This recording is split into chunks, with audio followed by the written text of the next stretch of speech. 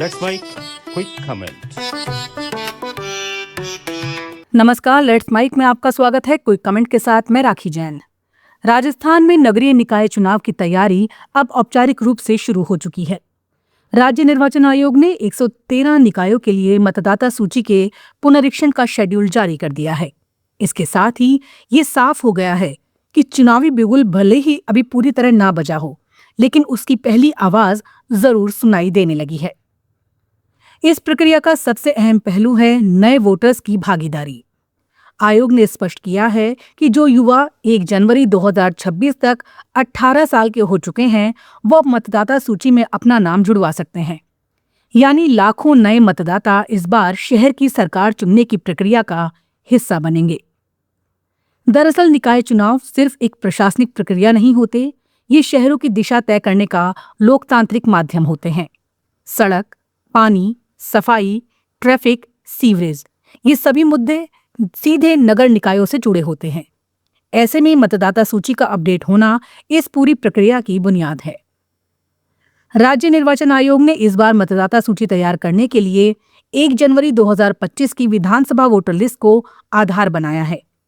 इसके बाद इस डेटा को वार्ड स्तर पर पुनर्गठित किया जाएगा, यानी हर विधानसभा क्षेत्र के वोटर्स को उनके संबंधित निकाय वार्ड में मैप किया जाएगा। ये प्रक्रिया जितनी तकनीकी है उतनी ही संवेदनशील भी। वार्डों का सीमांकन और रैशनलाइजेशन सही तरीके से नहीं हुआ तो इसका सीधा असर चुनाव की निष्पक्षता पर पड़ सकता है। यही वजह है कि आयोग ने अधिकारियों को सख्त निर्देश दिए हैं कि किसी भी स्तर पर लापरवाही बर्दाश्त नहीं की जाएगी। इस पूरी प्रक्रिया में 3 अहम चरण होंगे। पहला, ड्राफ्ट वोटर लिस्ट का प्रकाशन, जहां वार्डवार सूची सामने आएगी। दूसरा, दावा और आपत्ति की अवधि, जिसमें नागरिक अपने नाम जुड़वाने या सुधार करवाने के लिए आवेदन कर सकते हैं। और तीसरा, 8 मई 2026 को अंतिम मतदाता सूची का प्रकाशन। यानी ये केवल एक प्रशासनिक कैलेंडर नहीं है, बल्कि चुनावी टाइमलाइन की शुरुआत है। जैसे ही अंतिम सूची जारी होगी, राजनीतिक गतिविधियां तेज हो जाएंगी। संभावित उम्मीदवार सामने आने लगेंगे, वार्ड स्तर पर समीकरण बनेंगे और चुनावी रणनीतियां जमीन पर उतरेंगी। निकाय चुनावों की खासियत ये होती है कि यहाँ बड़े राजनीतिक मुद्दों से ज्यादा स्थानीय सवाल हावी रहते हैं।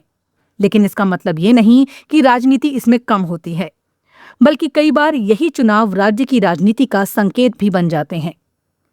राजस्थान जैसे राज्य में जहां तेजी से शहरीकरण हो रहा है, निकाय चुनावों का महत्व और बढ़ जाता है।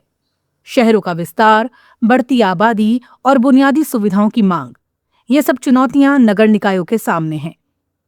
ऐसे में जरूरी हो जाता है कि मतदाता सूची पूरी तरह सटीक और समावेशी हो, क्योंकि अगर किसी पात्र नागरिक का नाम सूची में नहीं है तो वो अपने अधिकार से वंचित रह जाएगा। इस बार आयोग का फोकस भी इसी पर है कि कोई भी योग्य मतदाता छूटे नहीं।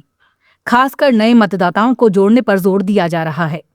लेकिन इसके साथ ही एक और सवाल भी उठता है, क्या सिर्फ मतदाता सूची तैयार कर देना ही पर्याप्त है, या इसके साथ मतदाता जागरूकता अभी उतनी ही जरूरी है?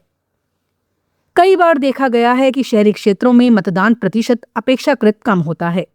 यानी जिन चुनावों का असर सीधे शहर की जिंदगी पर पड़ता है, उनमें ही भागीदारी कम होती है। इसलिए ये भी जरूरी है कि नए वोटर्स केवल सूची में नाम जोड़ने तक सीमित न रहें, बल्कि मतदान के दिन अपनी जिम्मेदारी निभाएं। राज्य निर्वाचन आयोग के लिए भी एक परीक्षा की घड़ी है। पारदर्शिता, सटीकता और समयबद्धता, इन तीनों पर इस पूरी प्रक्रिया की विश्वसनीयता टिकी हुई है।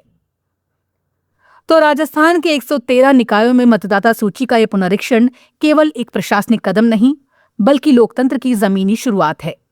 अब नजर इस बात पर रहेगी कि कितने नए मतदाता इस प्रक्रिया से जुड़ते हैं और चुनाव के समय अपनी भागीदारी निभाते हैं, क्योंकि शहरों का भविष्य केवल योजनाओं से नहीं, बल्कि वोट से तय होता है। कोई कमेंट में फिलहाल इतना ही।